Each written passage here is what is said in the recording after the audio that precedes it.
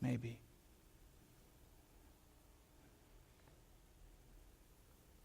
And we have to look for those who are going to receive him. We present the gospel to everybody. And those who receive him, they get to celebrate with the Father. We know that one day Jesus Christ is coming back in all of his glory and his splendor. We know the rapture is taking place. And we're getting closer and closer to that. We know that we're running out of days. And there's a book by Mark Cahill you might want to read. That's what our evangelism class is reading. It's called One Thing You Can't Do in Heaven. Mark Cahill is the author of that. See, one thing you can't do in heaven is share the gospel with a lost person. Everyone there is born again. Everyone there has already heard about Jesus. So one thing you can't do in heaven is lead anyone else to him. But you can now. You know, it's funny. When I was in high school, it only took me 4 years, I don't care what anyone said, I graduated in 4 years. Now, I remember coming on some Mondays, and people were talking about going to church. I didn't go to church. I wasn't attending anywhere. Do you know that during my 4 years of high school, only one person invited me to church? A pastor's daughter invited me to church. I went. Now it's a little bit abnormal. I was, grew up a Catholic. This is an African American church. They're real lively. They're happy about everything, and I went. I went to Sunday school. I stayed for the service. They had a celebration after. I ate with them, and I went home. And had she invited me again, I'd probably went back, but she didn't invite me again. I don't know if I did something wrong or not. I mean, I said, don't bring that white boy back up in here. I don't know what happened. But the thing is, in 4 years, I was only invited one time, and the one time I was invited, I went. One of the number one reasons people say they don't attend a church, it's always 1, 2, or 3. It's always this: no one invited me.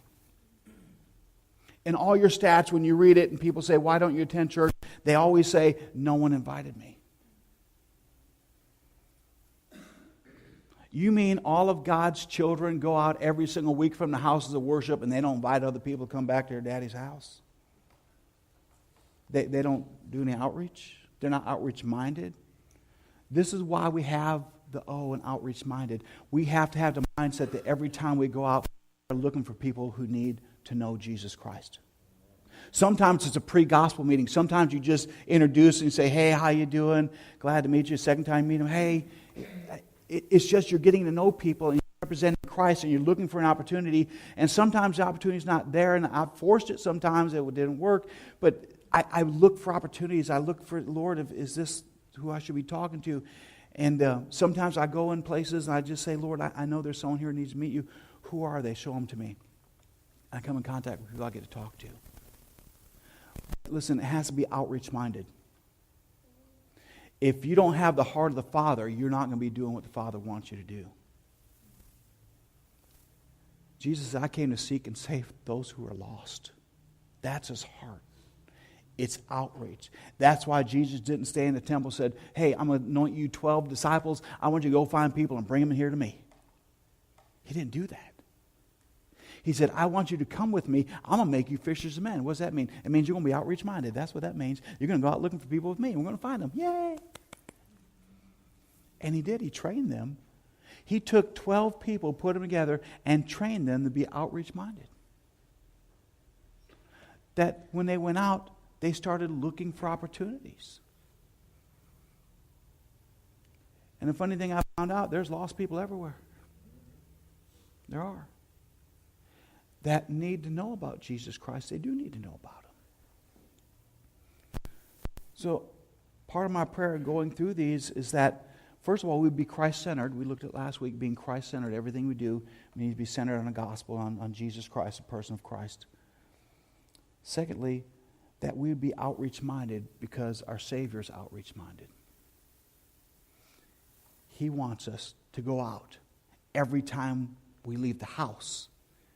He wants us to be looking for people who need hope, who need to be encouraged, who need some good news, who need to know that there's a God who loves them and has a plan for their life. and we get the privilege and opportunity.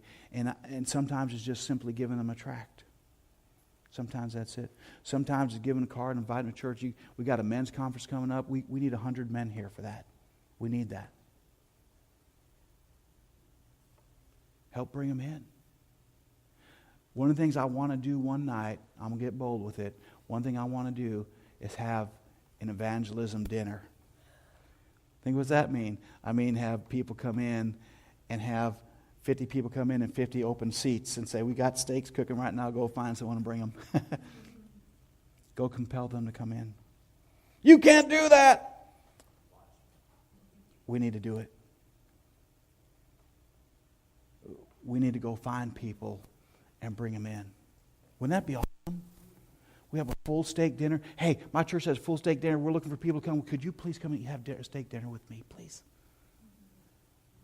Now, some people might say no. And say, plus there's a $20 tip for you if you come. Now, we're not going to do all that. Don't get happy. Mel, don't worry, wherever you're at.